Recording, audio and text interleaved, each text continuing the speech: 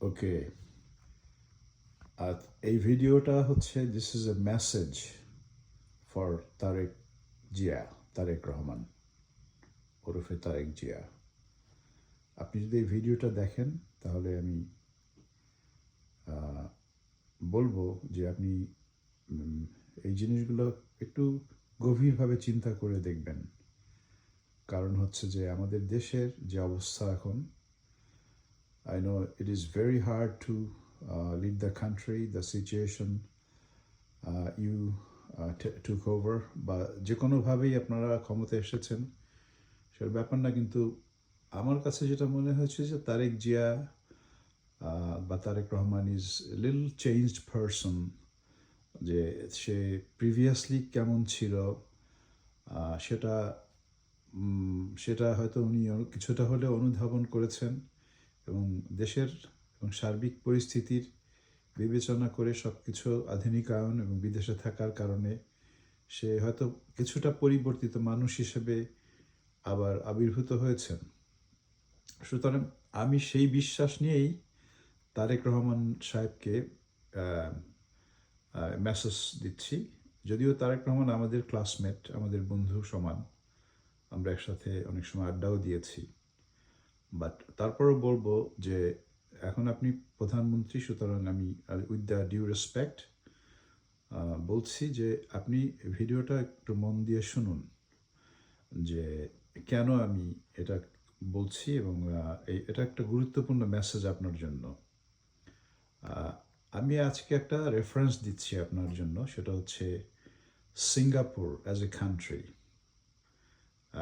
The founder of the Singapore, তার নাম হচ্ছে লি কুয়ান ইউ।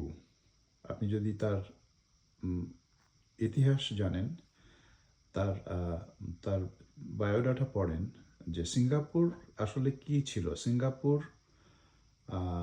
মালয়েশিয়া, মানে ব্রিটিশরা যখন চলে যাওয়ার পরে, যখন জাপানিজদের কাছে হার মানলো, ওই সাইডগুলো থেকে চলে গেল 70 ডেজের মধ্যেই, তারপরে যেটা হলো সেটা হচ্ছে মালয়েশিয়া সিঙ্গাপুরকে অ্যাবান্ডন করলো, কারণ মালয়েশিয়া ভয় পাচ্ছিল যে সিঙ্গাপুর হচ্ছে চাইনিজ পিপল আর মালয়েশিয়া হচ্ছে মুসলিম প্রধান একটা অংশ, তাদের মধ্যে কনফ্লিক্ট হতে পারে, সেই জন্য সিঙ্গাপুরকে আলাদা করে দেওয়া হলো। এবং তখন এই তাদের যে এই যে লি কোয়ান ইউ, উনি ভেঙে পড়লেন। কিন্তু ভেঙে পড়ার পরে উনি রাগান্বিতও ছিলেন। ওনার একটা ইন্টারভিউতেও দেখা গেছে যে উনি কাঁদছিলেন টিভিতে, যে যে দেশের জন্য এত বছর সব কিছু মানুষ, উনি ঠিকমতো সেন্টেন্স শেষ করতেও পারেন নাই এরকম। কিন্তু তাই বলে তিনি ভেঙে পড়েন নাই। উনি আশায় বুক বেঁধেছিলেন এবং মানুষকে উজ্জীবিত করেছিলেন ওই সময়, যে ভয়ের কিছু নাই, আমাদের দেশকে নিজেরাই তৈরি করব, আবার বিল্ড করব। উনি যেই পদক্ষেপগুলো প্রথমে নিলেন সেটা হচ্ছে যে উনি যে পরিচ্ছন্নতার উপর একটা প্রচণ্ড সিরিয়াস মুভমেন্ট নিলেন, যে আমাদের দেশ নোংরা কোথাও থাকবে না, এটা ক্লিন করো সবাই। এবং উনি এক ধরনের ডিকটেটরের ভূমিকায় নিলেন ওই সময় বলা যায়। এবং সেই ডিকটেটরশিপের কারণে কেউ যদি কোথাও যত ময়লা ছিল সব ক্লিন করে ফেলানো হলো, চারিদিকে সব পরিষ্কার করে ফেলানো হলো, এবং যত ময়লা ছিল সেই ময়লাগুলো ক্লিন করলো, এবং কেউ যদি ময়লা ফেলে তাদের জন্য শাস্তির ব্যবস্থা করা হলো। এবং সেই কারণে সিঙ্গাপুর একটা পরিচ্ছন্ন দেশে পরিণত হলো। এবং পরে যেটা করলো, তখন উনি যেটা দেখলেন যে আসলে ওয়েস্টের সাথে মিল রেখে কথা বলে তারপরে তার চলতে হবে, এবং পাশে নেইবারিং কান্ট্রিদের সাথেও, মালয়েশিয়া বলে, ইন্দোনেশিয়া বলেন, তাদের সবার সাথে, ইভেন দো যদিও অস্ট্রেলিয়াকে সে পছন্দ করতো না, কিন্তু তারপরও সবার সাথে মোটামুটি একটা ওয়েস্টার্ন, স্পেশালি ব্রিটিশদের সাথে উনি, আমেরিকাদের সাথে উনি সেই গরিব দেশ থেকে আস্তে আস্তে মানে উনি প্রচারণা চালাতে শুরু করলেন, এবং উনি ইনভাইট করা শুরু করলেন। যে প্রথমে যেটা করলেন সেটা হচ্ছে দেশের মধ্যে কোনো কারচুপি, কোনো দুর্নীতি করা যাবে না, সরকারি কর্মচারীদের বেতন ডাবল করা হলো, ঠিক আছে, সেটা করে দেওয়া হলো। কারণ হচ্ছে যে কেউ যদি দুর্নীতি বা ঘুষ নেয়, ঘুষ যদি কেউ নেয়, দুর্নীতি মানে প্রধান অবজেক্টিভ ছিল ঘুষ। এই ঘুষ যদি নেয় এবং কেউ যদি প্রমাণিত হয়, তাহলে সে জেল খাটবে এবং তার সকল সম্পত্তি বাজেয়াপ্ত হবে। এটা একটা চরম একটা ভীষণ একটা গুরুত্বপূর্ণ ডিসিশন উনি নিয়েছিলেন, যার কারণে সরকারি কর্মচারীদের বলা হলো যে ডাবল বেতন, এবং তারা সে ডাবল বেতনের জন্য তাদেরকে কাজ করতে হবে, বসে বসে থাকলে হবে না।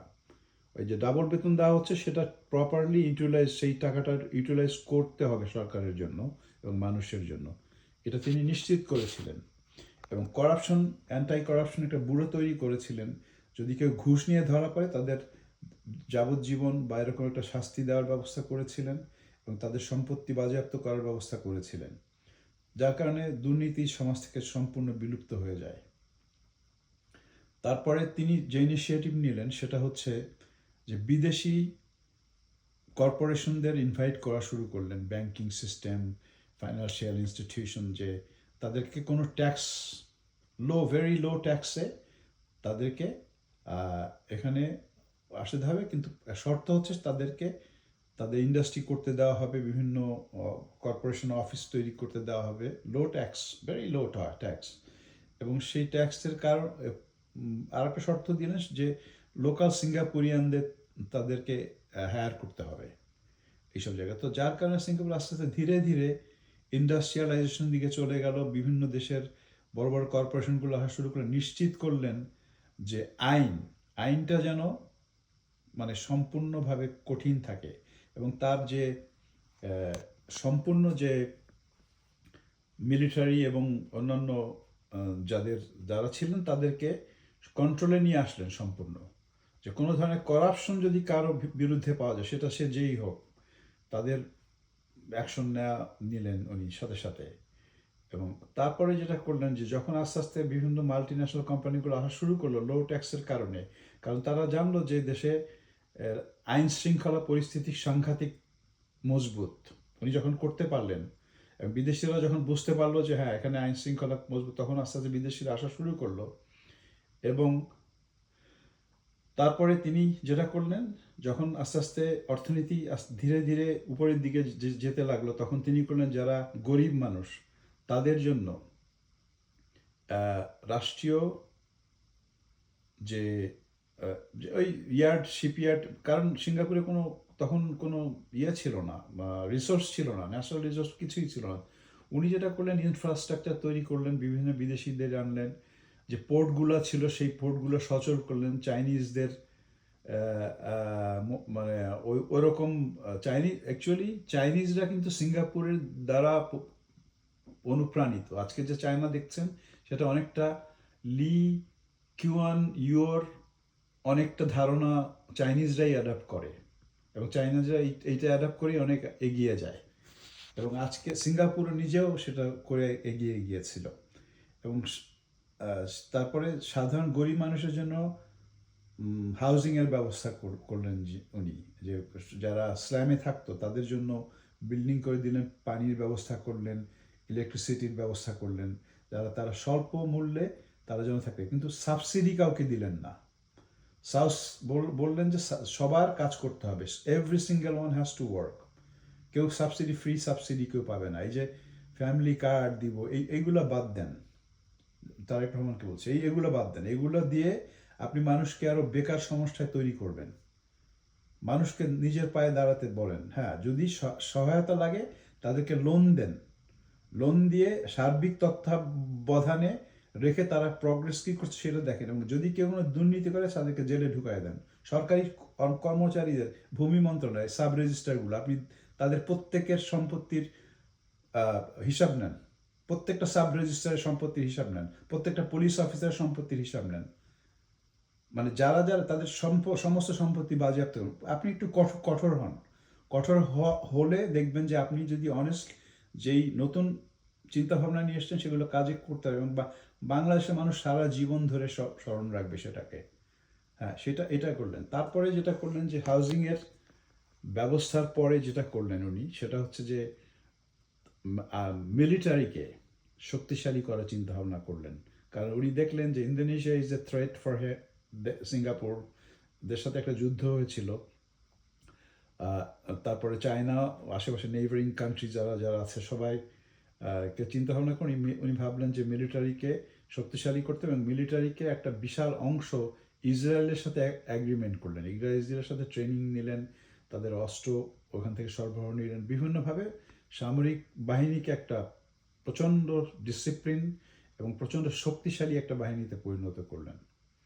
এইটা করলেন। তারপর আস্তে আস্তে বিদেশি ইনভেস্টমেন্ট যেগুলো ছিল অর্থনৈতিকভাবে, সেগুলো করে করে গরিব মানুষদের লাইফস্টাইলগুলোকে চেঞ্জ করে নিজের পায়ে স্বনির্ভর করে তাদেরকে ধনী মানুষে রূপান্তরিত করলেন। এটা আপনার করতে হবে তারেক রহমান। আপনি যেটা ভাবছেন আর আপনার মন্ত্রিসভায় যারা আছে, মানে হাস্যকর। আপনাকে এইটা আমি কি বলবো, সে বিএনপি করেছে, ছাত্রদল করতো, সেই জন্য আপনি তাদেরকে মন্ত্রী বানাবেন। খুবই দুঃখজনক। একটা কথা বলতে পারেন, আপনি একটা বিষয় নিয়ে 4-5টা ওয়ার্ড আছে, সেগুলি নিয়ে কথা বলে। সন্ত্রাসবাদ, গুম, খুন, এইগুলোই একই ওয়ার্ড বারবার, এগুলো মানুষ আর খায় না। আর এই ধরনের মানুষদের আপনি মন্ত্রী বানিয়েছেন, এটা হাস্যকর। যদি আপনার ভিশন থাকে এগুলোকে স্যাক করেন। যতই ছাত্রদল করুক আর যতই বিএনপির জন্য প্রতিদান থাকুক, তাদের তাদের অবদান থাকুক, এগুলোকে বাদ দেন। ডিসকোয়ালিফাইড পিপুলদের মন্ত্রিসভায় আনবেন না। মন্ত্রিসভায় নিয়ে আসবেন যারা পরিকল্পনা করতে পারে, যারা প্ল্যান করতে পারে, যারা দূরদর্শী, যারা জ্ঞানী মানুষ, তাদেরকে মন্ত্রিসভায়, যারা ওয়াইজ পিপল। এসব মূর্খ ঢাকা বিশ্ববিদ্যালয়ে পড়া মানুষ হলেই তো আর শিক্ষিত হয় না। একটা স্পেশালাইজড সেক্টরে তাদের স্পেশালাইজলি ট্রেন বা অবদান বা তাদের কাজের অভিজ্ঞতা থেকেই তাদেরকে আপনি মন্ত্রিত্ব দিবেন। আপনি মন্ত্রিত্ব দিলেন কাদের? যারা একটা কথা বলতে পারে না, মানে আপনার সাথে ঘনিষ্ঠ বলে আপনি তাদেরকে মন্ত্রিত্ব দিয়ে দিলেন। এটা মানে খুবই দুঃখজনক ব্যাপার। ডক্টর তারেক রহমান, প্লিজ এদেরকে আপনি মন্ত্রিসভা থেকে বাদ দিন। আপনি জানেন আমি কাদের কথা বলছি। এইসব ডিসকোয়ালিফাইড পিপলদের মন্ত্রিসভা থেকে বাদ দিয়ে দেন। তারা দেশের জন্য কিচ্ছু করতে পারবে না, তারা নিজের পকেট ভরবে, কিন্তু দেশের জন্য। আর আপনি ওই যে দলীয় বেনিফিট, মানে চাঁদাবাজ, গুন্ডা, এইসবদের বাদ দিয়ে দেন। এগুলোকে বাদ দিয়ে নিজে, আপনার দলে কারা কারা চাঁদাবাজি করতে আপনি জানেন, কারা কারা দেশের জন্য কাজ করবে, কারা করবে না, তাদেরকে বাদ দিয়ে দেন। অনেস্টলি যারা না করতে পারবে তাদেরকে আপনি একটু কঠোর হন। লি কুয়ান ইউ কিন্তু এরকম ছিলেন, এক নায়ক ছিলেন, কিন্তু উনি দেশপ্রেমিক ছিলেন, মানুষের কল্যাণের কথা ভেবেই এগুলো করেছেন। উনি যখন মারা যান তখন কত মানুষ হয়েছিল জানেন? এই একমাত্র ডিক্টেটরের জন্য মিলিয়নস অফ পিপুল বৃষ্টির মধ্যে দাঁড়িয়ে তাদের প্রিয় নেতাকে বিদায় জানিয়েছিলেন। চোখের বন্যায় ভেসে গিয়েছিল মানুষের হৃদয় এবং চোখ। এরকম নেতা যদি হতে পারেন এবং সেই পলিসি, এইসব মানুষদের হিস্ট্রিগুলো পড়েন। এইসব মানুষের ওয়ার্ল্ড ফেমাস, পৃথিবীর বিখ্যাত অনেক ভালো ভালো মানুষ আছে, বিখ্যাত চার্চিল বা এরকম মানুষদের না, যারা really they did something for the country, they build a nation, সেরকম মানুষের হিস্ট্রিগুলো পড়েন। পড়লে দেখতে পারবেন যে সেই জিনিসগুলো ফলো করেন, ইমপ্লিমেন্ট করেন নিজের দেশের জন্য। দেখবেন আপনার জন্য সুসময় বয়ে চলে আসবে এবং সারা জীবন মানুষ আপনাকে ক্ষমতায় রাখবে। আপনার আর্মির উপরে ডিপেন্ডেন্ট হয়ে বা পুলিশের উপর ডিপেন্ডেন্ট হয়ে, তারা পুলিশ আর আর্মি থাকবে just according to your order. কোনো দেশের চাল আপনি যদি আর্মির উপরে ছেড়ে দেন, এই আর্মি একদিন পাকিস্তানের মতো আর্মি হয়ে দাঁড়াবে। তো স্যাক অল দিস জেনারেলস, যারা ক্রিমিনাল মাইন্ডেড, যারা কোনো কাজ করেন না এতদিন, যারা যদি কোনো ধরনের টাই থাকে আওয়ামী লীগের সাথে বা অন্য কোনো দলের সাথে আর ইসলামিক গ্রুপের সাথে, এগুলো আপনি বরদাস্ত করেন না। মানুষ ইসলামিক গ্রুপের সমর্থন কেন দিয়েছিল জানেন? কারণ তাদের সামনে আর কোনো চয়েস ছিল না। তারা মনে করতো যে ইসলামী দলই আসলেই হয়তো দুর্নীতি, সমাজে ঘুষ চলে যাবে, দুর্নীতি চলে যাবে, এই জন্য তাদেরকে সমর্থন। আপনি সেই দুর্নীতিটাকে শেষ করে দেন, সরকারি অফিসে ঘুষ বন্ধ করে দেন টোটালি। তারেক রহমান, আপনাকে বলছি, প্লিজ ডু দ্যাট। আপনার নিজের own sake, for your own sake do that. এটা যদি করতে পারেন তাহলে আর আপনার ওই যে অযোগ্য যারা যাদের মন্ত্রী বানিয়েছেন, আপনি জানেন আপনার খুব ঘনিষ্ঠ সব লোকজন, এইসব লোকজনকে বাদ দেন। They don't even talk, they can't even talk, কাদের সাথে কমিউনিকেট করতে পারে না, একটা ওয়ার্ড বলতে পারে না। হোয়াট এ টেরিবল পিপুল আপনি এদের মন্ত্রী বানিয়েছেন। হাস্যকর। নতুন জেনারেশন কিন্তু বোকা না, কিন্তু তারা কিন্তু দেখছে, দে আর মোর ওয়াইজ, মোর ইনফর্মড। কাদেরকে আপনি মন্ত্রী বানাচ্ছেন তারা, they are not leader, they don't have any ability to lead people, this young kids. তারাই দেশের ভবিষ্যৎ হবে, এইসব ইয়াংরা। এবং তাদেরকে আপনি বোকা বানিয়ে মনে করবেন যে দল চালাবেন, এটা কিন্তু সম্ভব হবে না। তারেক রহমান, আপনি এটা ভেবে দেখবেন অনেস্টলি। করাপশন দূর করেন, যোগ্য মানুষদের বিভিন্ন সেক্টরে আনেন। যদি সেটা আপনার চেয়ে যোগ্য হয়, আপনাকে যদি অ্যাডভাইস করে, তাও আপনি তাদেরকে নিয়ে আসেন। মানুষ সেটা বুঝবে যে আপনি কি করছেন দেশের জন্য। একজন মানুষ যদি আপনার চেয়ে বেশি জানে, আপনাকে অ্যাডভাইস করে, দ্যার ইজ নাথিং প্রবলেম, আপনি তার অ্যাডভাইস নেবেন এবং অ্যানালাইজ করবেন। আর যারা ওই ফিল্ডে যারা আরও আছে তাদের সাথে কথা বলবেন যে is he write or wrong, এগুলো অ্যানালাইজ করে তারপরে আপনি ডিসিশন নেবেন। সো মানুষের কাছ থেকে অ্যাডভাইস নেওয়াটা ক্ষতি কিছু না। হাসিনার মতো কেউ অ্যাডভাইস দিলে রাগ হয়ে যাবেন না। সো এনিওয়াইজ, এগুলো ছিল আপনার জন্য যেগুলো পয়েন্ট বললাম, যে দুর্নীতিটাকে একদম সমূলে বিনাশ করেন সরকারি অফিস থেকে। যারা অযোগ্য মানুষ আছে আপনাদের ক্যাবিনেটে, তাদেরকে স্যাক করেন, যোগ্য মানুষকে নিয়ে আসেন। যারা যারা গরিব মানুষ আছে তাদেরকে ফান্ডিং দেন, এবং যারা ইনিশিয়েটিভ নিতে চায় তাদেরকে ফান্ডিং দেন, এবং এটাকে মনিটর করেন যে তারা কি ঠিকমতো প্রগ্রেস করছে কিনা, একটা সেল তৈরি করেন। বাংলাদেশের গরিব মানুষদের বা আচ্ছা, যেটা লি কুয়ান ইউ করেছিলেন সেটা হচ্ছে সাধারণ মানুষকে তিনি শ্রম শক্তিতে পরিণত করেছিলেন ট্রেনিং দিয়ে। বিভিন্ন সেক্টরে তাদের প্রেসাইজ ট্রেনিং দিয়েছিলেন। ট্রেনিং দিয়ে তাদেরকে একটা প্রচণ্ড আন্তর্জাতিক মানের শ্রমশক্তিতে পরিণত করেছিলেন। হেলথ কেয়ারে বলেন, টেকনোলজি বলেন, ইন্ডাস্ট্রিয়াল সেক্টরে বলেন, প্রত্যেকটা সেক্টরে ট্রেনিং দিয়ে তাদের পিছনে ইনভেস্ট করে তাদেরকে একটা জনশক্তিতে পরিণত করেছিলেন। সেটা করবেন। আর নিজের দলের অযোগ্য মানুষদেরকে বাদ দেন, সরকারি অফিস থেকে ঘুষ বন্ধ করেন, এটা হচ্ছে 1 নম্বর কথা। তাহলে দেখবেন অনেক প্রবলেম এলিমিনেট হয়ে গিয়েছে। এইসব ইসলামিক গ্রুপ টুপ কিচ্ছু করতে পারবে না। আপনি করেন, এগুলো করেন। আর আইন শৃঙ্খলা পরিস্থিতিকে একদম জিরো টলারেন্স করবেন, যে কেউ অন্যায় করে, সে যেই হোক, বিএনপির লোক হোক, আওয়ামী লীগ হোক, জিরো টলারেন্স করে দেন প্লিজ। এগুলো করেন। This was my advice. I am nobody, but আমি অনেক কিছু পড়ি, এবং অনেক মানুষই পড়েন, তারা হয়তো আমার সাথে একমত হবেন।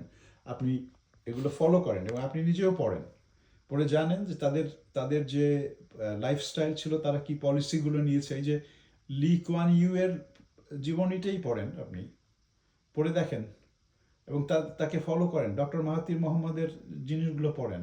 আরও অনেক পৃথিবীর ওয়ার্ল্ড সেরা পৃথিবীর লিডার রয়েছে। আপনি যেহেতু লিডার, তাদের পদচিহ্নগুলো তো আপনার দেখতে হবে যে কোনটা ভালো কোনটা খারাপ কাজ করেছেন তারা, সেগুলো করেন। আইন শৃঙ্খলা পরিস্থিতিকে জিরো টলারেন্সে নিয়ে আসেন। কোনো অন্যায় যে করুক, বিএনপি করুক, জামাত ইসলাম, আমির, ওই মিছিল মিটিংকে ভয় পেয়েন না। আর military has to listen to you, not you gonna listen to military. এটা মনে রাখবেন। সাধারণ মানুষ যখন আপনার সাথে আছে, আপনি you don't have to worry about military. Military is the government server. তারা আপনার নির্দেশে কাজ করবে। আপনি জিরো টলারেন্সে এগিয়ে যান। আপনার প্রতি এইটুকু ছিল, অ্যাডভাইস ছিল। যদি আপনি নেন, আমার মনে হয় দেশ উপকৃত হবে, আপনিও উপকৃত হবেন, আপনার দল উপকৃত হবে। ভালো থাকবেন। Good luck.